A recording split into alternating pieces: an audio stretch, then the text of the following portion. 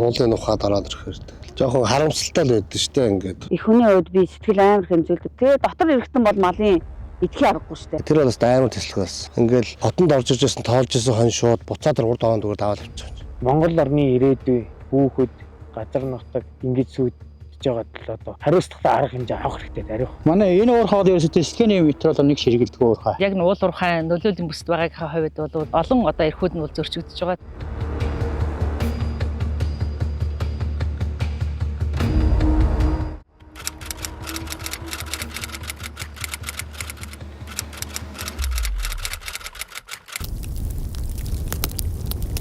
Манай өвөө ээжийн талын ах их дүүнэр байж исэн. Манай аав ээж хоёр байсан.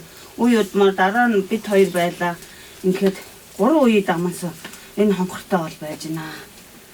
Монгол улсын хамгийн урд агуу цагаандлын агуу гэж байдаг.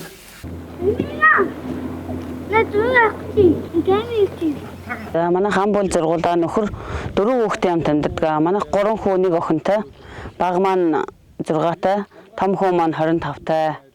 2 хүүхэд маань сургуулийн 2 насны хүүхэд байгаа. Энд айлын өвлж хаварж байсаар байтал энэ лицензийг өгөөл. Тэгэл бид нар ингээл за ингээ арай нэг аюу газар ингээл 50-гууд яг компани газар орчдөг. Тэр нь аваад хайцсан эрүүл маш том газрууд. Тэгэнгүүт тэн дээр нь болохоор бууц иргэд бидэрт олгодгүй. Манайхыг төрсөн 8 уурхай байгаа. Алтан барах, Думпалума, MCTD, Дугуул, Мөнх Олор хүрээ, Эклешэ, Таст бурхан, Хүрээдэл гэсэн юм компаниуд байдаг. Хамгийн ойрхон нь одоо 50 м хүрхгүй гэрийн гадаа байна. Манай энэ бол хаваржааны цааш ингээд 100 м хүрхгүй бас энэ Эклешийн Таст бурханы компаниуд байна. 8 он төлөө 19 он хөлөө нэг 12 сарын тоо болж ирсэн. Тэгээ тооных ирсэн манад мал тоолж ирсэн. Тэгээд гэсэн энэ хойдлын компани Думпалумаг яг тэр үед яг ирсэн байх үед тэслэгээ хийжсэн. Тэр бол бас амар тэслэг байсан. Ингээл хотонд орж ирж байсан тоолж ирсэн хон шууд буцаад 3 доонд зүгээр даваад авчихсан. Тэгээ гэрмэр бол зүгээр ингээл дэргээл чичрээл. Тэгээд хойноосоо болохоор зүгээр цагаан зүгээр юм юу ч харагдахгүй юм цагаан тийм тоосрол цагаан утаа болж байгаа байхгүй. Тэгээд манай энэ байгаль орчны Бямбагад ах уу. Манай багийн дарга Бацаахан гээд их жүүхэн. Тэгээд 4-5 өнөө бүрэлдэхүүнтэй байсан. Одоо тэр хүмүүс бол гайхажсэн. Юу юм тэгээд мал тоож байсан хүмүүс яг тэр газар дээр хоошоо онжил шүү дээ. Шууд газар унаад өгсөн. Тас хээлийн буугаал явцсан газар байсан. Тэгэл зур цагаан юм нөмрөл. Ер нь бол тэгэл тиймэрхүү тэслэгээ яг тэр хүмүүс байхад би одоо гэрчтэй бол гэж ярьж байгаа болохоос биш тиймэрхүү тэслэгээ маш их болдог байхгүй. Тэр чичиргээ бол тэр гэрт зүгээр тэр бүх юм чичирж байгаа гэхлээр бүр амар. Манай хадам бороогүй гэж хүн байсан. Тэгээд энэ чулуураа 90 оны ихээр л эдрийг бүгдийг гараараа зөөж тэмээдрэг мэргээр зөөж юм уу янз бүрийн ингээл зөөж байжсэн байгаа байхгүй. Энэ маш их хөдөлмөрөж байна. Чулуураа болохоор энэ тэслэгээний улмаас одоо энэ манад ойрхон нэг 200 м-ээс одоо уул уурхаанаар ингээл очино. Чичиргээндээ ингээл доошоо суусаар байгаа тэгэл нурж байгаа байхгүй. Уул уурхаа болохоор тэслэгээнээс болж нураагүй гэдэг байхгүй. Тэгээд нөгөө тэслэгээ ямрын ч мэдхгүй яаж нөлөөлж байгааг мэддэг байхгүй. Яг энэ нөлөөлд байдгүй хүмүүс бол юу ч мэддэг. Тэн тэлж байгаа тэндэл болж байгаа юм бол шиг л боддог байхгүй. Харин сүүлийн үед нодлон модлон дээр энэ MCDB тэлж байгаа нь бас хүн амтнаа очиж хилээд бас нэг багаагаар тэлдэг болсон шиг байл. Ер нь бол юу ядгүй. Манай энэ уурхаад ерөөсөө тэсгэний метрол нэг ширгэлдэг уурхай. Ер нь КТ бол ганц айргийн ард түмэн гэхгүй өвөө олон ард түмэн хэдэн мянгаар энэ чинь байдаг гэсэн юм чинь. Энэ уурхай шууд энэ хин бол ингээд дандаа энэ сигэлж дандаа л нинжа байсан үеийн юунууд шүү дээ.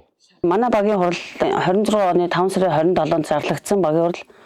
Тэгснэ багийн хурлаар манад 3 компани орох байсан. Энэ манай цагаандлаас болохоор 2, нэг нь Дугуул, нэг нь Думпалума 2 орох байсан байхгүй. Тэгсэн чинь Думпалумагийн энэ хэдийн байгаль орчны наривчлалын үнэлгээг авах гээд үзье гээд хурлын даргаасаа би 5 хоног нь хичээж би Энийг 5 өдрийн дараа би авсан. Аваад энэ дээр үзэхэд байгаль орчны наривчлалын үнэлгээн дээр манай нөлөөллийн мөсийн айл байхгүй, цагаан дэлхийн агууны юу байхгүй, наривчлалын үнэлгээ байхгүй. Малчин бидний мэдэх юмд бол нэлээд хэдэн бичиг баримтууд дутуу байсан. Тэгсэн чинь цагаан энэ хойдол манай арын байгаа дугуй уул компани байгаль орчны наривчлалын үнэлгээ нэмхэн юм өгж байгаа. Тэгээ энийг өгөхдөө надад зүгээрж өгөхгүй шийдэж өгж байгаа байхгүй юу? Хүнээр.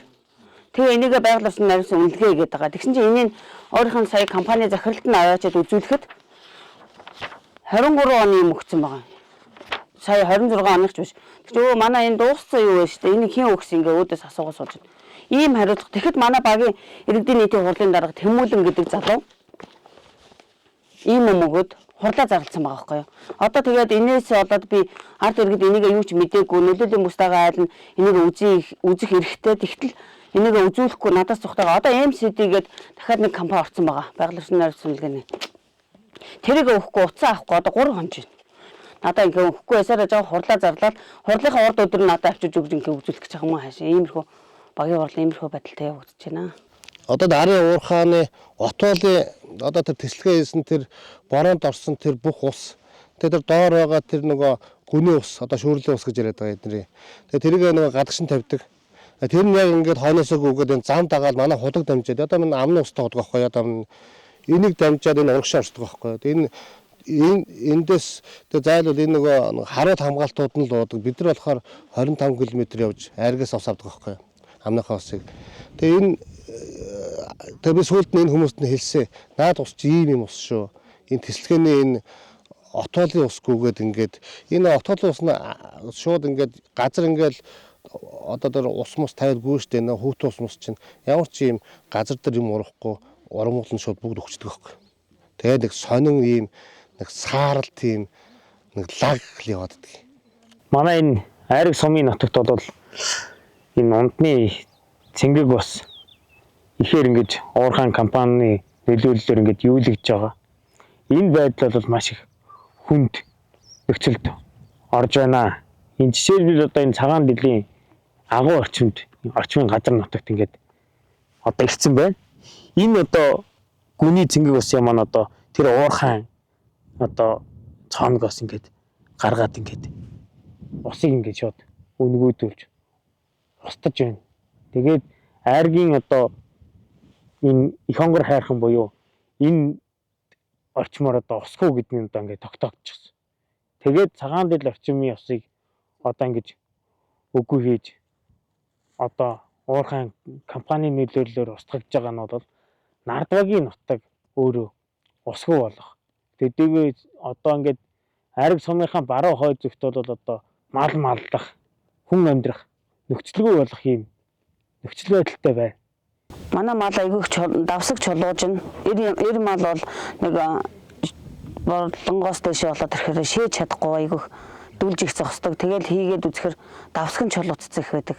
Сая энэ өвөл манайх нэг айл дээр малаа авч тавиад тэгэхэд манай малаа сая өгөхөд болдгоо. Тэгээ мал эмнэлэг дуудаад үзүүлэхэд эрдэс соёлын дутагдал гэж гарсан.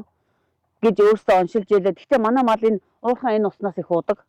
Ингээд задгаа тавьсан юм мал өөртөө давхиж ирээд бүр нутагтаа энэ өөртөө ингээд давхиж ирээд энийг уучил яваад өгд.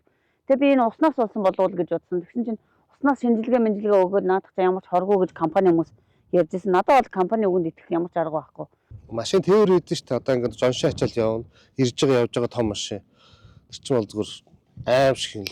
Тэгээд энэ чинь мал чинь тэр чинь зүгээр тасраад явчихна. Энэ чинь салхины үеэр бол ингээд энэ рүү орсон мал чинь тасраад салхичдаг байхгүй. Тэгэхээр цөөхөөр ингээд салхиныхаа өдөө хаа явнуу тэгэл тийшээ давхиж явчихна.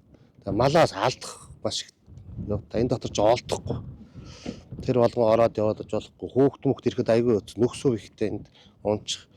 6 сард би хүүхдээ энэ Eklation гэдэг энэ ард ажиллаж байгаа компани нөхөнд миний ишгээ авах га тонгоогоод хөл алдах магадлал айгүй өндөр байсан. Тэгээ би тэрнээс хойш шууд тэр өдөртөө сумын засаг захиргааг дуудаж энэ компаниг хашааж үлжсэн байхгүй юу. Энэ нөхнүүд нь бас нөгөө нэг ямар ч юм хашаалтай байхгүй.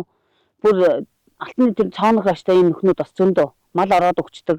Бид нар өөрсдөө нөгөө нөхнүүдээ мэддэг болохоор тойроо явчихсан. Хүүхэд бол мэддэггүй тэрийг анзаардгүй.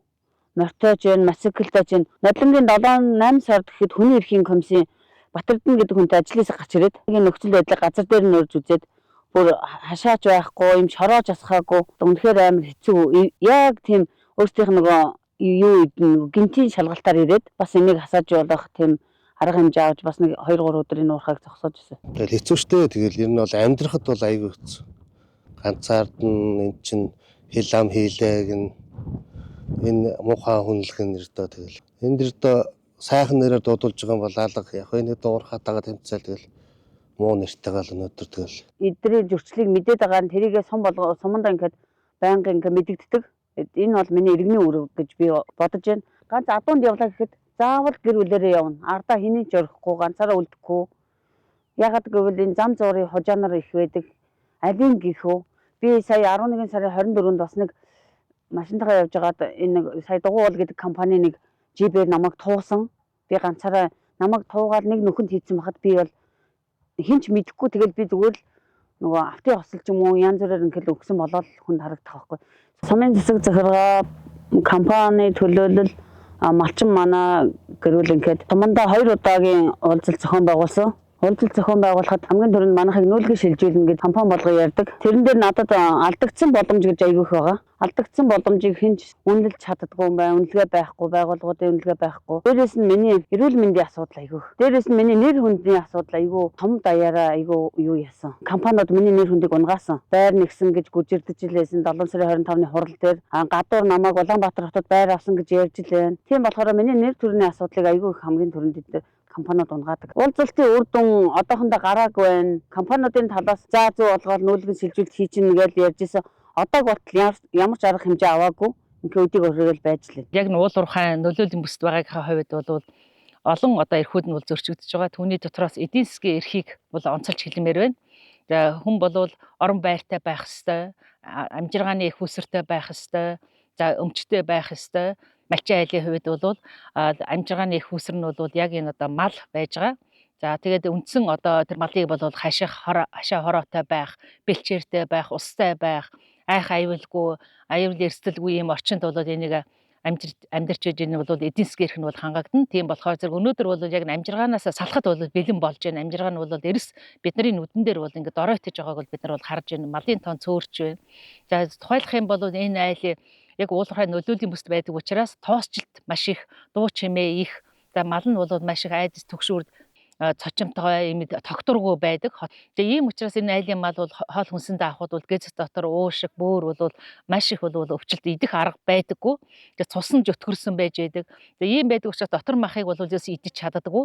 За ингээд нөгөө талаас гэх юм бол жир бүхийнхээ ноолуурыг бол зах зээлийн үнээс бол тоостой учраас одоо ченжүүд бол авахгүй. Тийм учраас бол жил бүхий дунджаар бол одоо нэг 8-аас 15 сая төгрөгийн бол алдагдaltaгаар бол ингээд борлуулж байна. Энэ 8 уурхайч бүгдээрээ зогоон татчихж байгаа. Тэр зогоонд нь болохоор зэрэг хаврын өвс ногоо бол одоо ингээд хийсэд орчихно. Тэр өвсийг идэх гэж байгаад энэ одоо малууд бол тийшээ ороод бол өгчдөг. Ажилтны хэдийн хэмжээний мах авсан байх хэрэгтэй гэдэг ч юм уу те. Сүв авсан байх хэрэгтэй ч гэдэг юм уу. Ингээд тооцоод үзэх юм бол сүү сайл гэдэг ингээд үзэх юм бол энэ айл бол үнэхээрээ бол бодиттой эдийн засгийн амжиргааны орлого бол хохирлыг бол бодиттойгоор амсаад байж байгаа. Байнгын чичиргээ дөргөө уул уурхайн тэмцэл одоо яах вэ хөвцөр сэтгэл санааны болон эрүүл мэндийн хувьд бол маш их бол доголдолд орж байна. Одоо бол энэ залуу малчин айлын эмэгтэй бол одоо нэг дөнгөжл одоо 40 гарч байгаа хүн гэхэд бол зүрхний өвчтэй байна, астмтай өвчнөд болсон байж байна. За тэгээд үр хүүхдүүдийн гэр бүлийн тайван амар амгалан байдал, ирээдүйдээ малтай болох, ирээдүйдээ итгэл төгс байх, ирээдүйдээ мөрөөдөлтэй байх. Тэгээ энэ бүх юмыг бол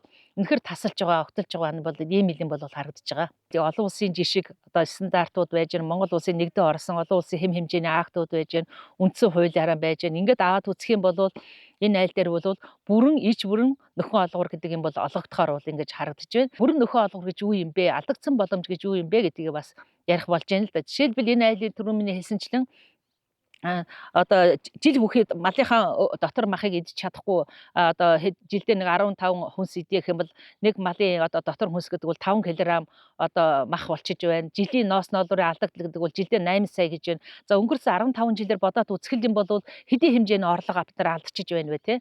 За тэгвэл тэр олох байсан орлогоор энэ айл амжиргаагаа яаж авч авч болох байсан. Хүүхдийнхээ сургалтын төлбөрт ямар одоо хөрөнгө оруулалт хийж болох байсан. Өөрсдийнхөө боловсролд ямар хөрөнгө оруулалт хийж болох байсан те. Энэ бүх боломжийг алдаад зөвхөн одоо өнөөдөр хоолтой байх асуудал, өнөөдөр одоо нэг бензиний мөнгөтэй байх л асуудал руу л анхаарч байгаа байхгүй. Тэгэхээр зэрэг энэ алдагдсан боломж гэдэг бол өнгөрсөн хугацааны тэр олон одоо малаас авах хэрэгтэй байсан ашиг, өөрсдөө хөгжих байсан боломж, үр хүүхдийнхээ босрод анхаарах байсан боломж, өөрөх гэртээ энэ дээр одоо ядаад нэг байшин ч юм уу барьчих байсан боломжуудаа алдаж байгаа учраас энэ бүх юм бол алдагдсан боломж гэж бол ойлгож энийг бол нөхөө олгоор тооцох ёстой. Өнгөрсөн хугацааны хохирлоос өнөөдөр ямар хохирол амсаж байгаа бэ гэдэг бол бас нэг үеийн хохирол болчихж байгаа байхгүй. За тэгвэл энэ хэвээрээ яваад байх юм бол энэ одоо нутаг орон ямар болох юм бэ? Энэ өөр амьдралын чанар нь ямар болох юм бэ гэдэг бол ирээдүйд алдах боломж болчихж байгаа. Энэ бүх юмыг өргөн агуулгаар нь нөхөө олгуур гэж харах ёстой. Энэ өргөн агуулгаар нь бол нийгмийн нөлөөллийн үнэлгээ буюу хүний эрхийн нөлөөллийн үнэлгээ, гендерийн үнэлгээ, хүүхдийн эрхийн үнэлгээ гэж хийгдэж харж иж ингэж бол нөхөө олгуур цогцоороо иж бүрэн харж ирэх ёстой.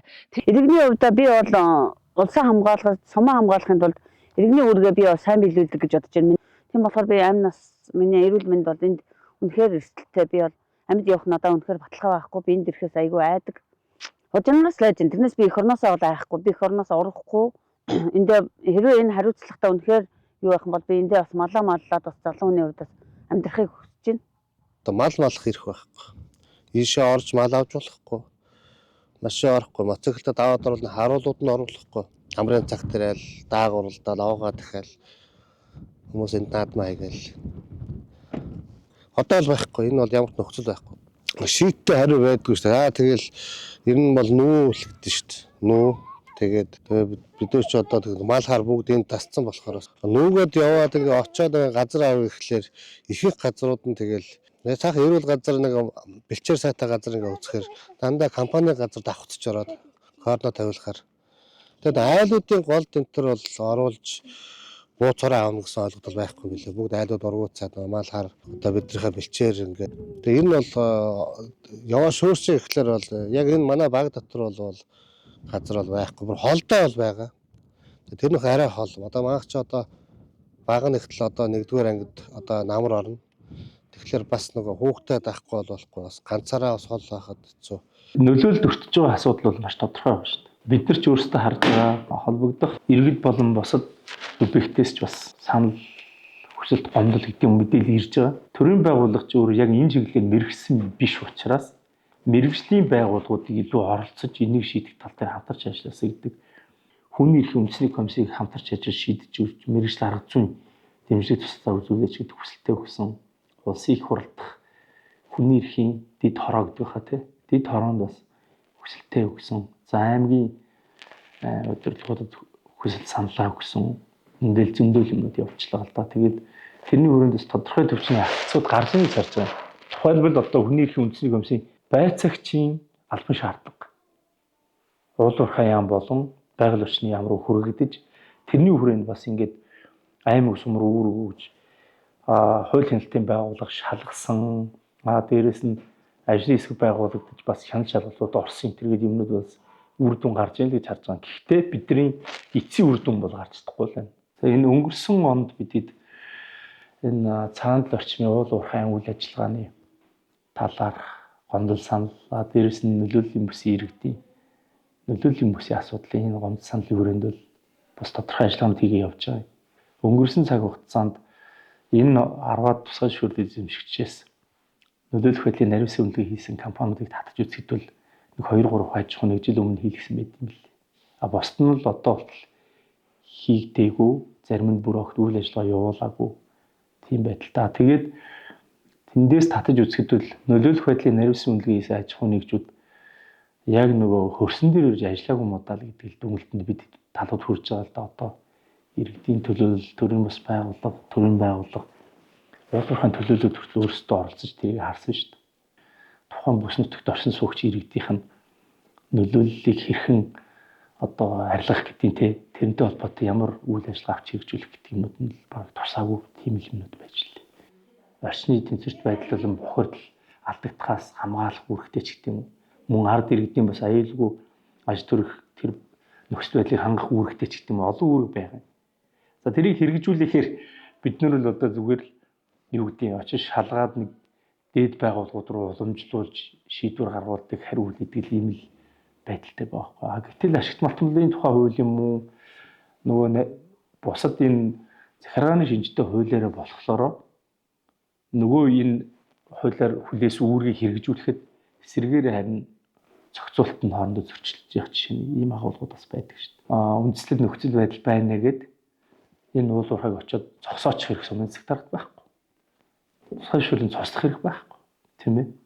Тэгэхээр энэ интер чинь бол одоо яг тэр нэгжийн хуулиар заасан хууль тогтоомжийн хэрэгслийг хангахад бол хүчгүүдж байгаа л хэлбэр байхгүй. Уурхай хууль бус олборлт гэж үзвэл бид нэр яах вөхөр ашигт малтмлын төлөөлөгчийн газар аль эсвэл уул уурхайтай хэвчрээ санал тавил. Гэтэл байгаль орчны эсрэг үйл ажиллагаа явуулж байгаа гэж бол байгаль орчны газар тийм үү те. Гэмт тэрэг зөрчлийн шинжтэй гэж бол экологийн цагдаа ч юм уу цагдаагийн байгууллага руу өгнө. Иннээс өөр их мэдлэг гэж юм орон нутгад байхгүй шүү дээ. Энэ ажиллагаанд бүгд л хийгдэж байгаа. Тэр утга тэсвэрийг хийхийг хоригдсан шийдвэр гаргаснаас хойш тэсэллээ ихэд экологийн цагдаад өгвөл авчирч ажилуулаад хариуг нь авдаг.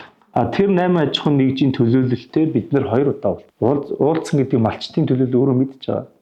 Орон нутаг байсан, төрийн бас байгууллагын төлөөллүүд байсан. Дээрээс нь уул уурхай аж ахуйн нэгжийн төлөөлөл өөрсдөө байсан. Тэр 2 удаагийн уулзалтаараас эхний уулзалтаар бол ийм санал гомдол ирсэн. Энэ дээр хэдүүлээ энэ нөлөөллийн бүсийн асуудлыг шийдэх нь чухал байна гэдэг юм яригдсан. Ерөнхий агуулга. Тэр бол 2025 оны 8 сарын 8-ны өдөр 10 цагаас би сайн санаж байна. Дараагийнх нь 8 сарын 21-нд үлгүй 24-нд 2 дахь удаагийн уулзалт хийгээд бид нар ямар шийдэл төрсөн гэхээр талуудын хөсөл зэрэг нэгдээд ерөөсөө энийг мэргэжлийн байгууллагуудыг оролцуулсан дээрээс нь компани төлөөлөл, төрийн бас байгууллагын төлөөлөл, малчны төлөөлөл, төрийн төлөөллийг оролцуулаад мөн Монгол улсад энэ чиглэлээр үйл ажиллагаа явуулдаг мэргэжлийн байгууллагыг оролцуулаад ажлын хэсэг байгуулад одоо энэ нөгөө хохирлын үнэлгээ тий алдагдсан боломж дээрээс нь нүүлгэн шилжүүлэлтийн зардлын тоо хэмжээ энийг ингээд тогтоочих гэдэг шийдэл түрэл гарсан юм. Яг тэр чигийг мэргэжсэн байгууллага Монголд байдгүй мэн гэж ойлгосон. Хоёрт нөгөө талууд бас энэ дээр эцсийн байдлаар нэгдэж чадсангүй гэж харсан. Гурав дахь уулзалтанд бол төр оролцоог учирсан.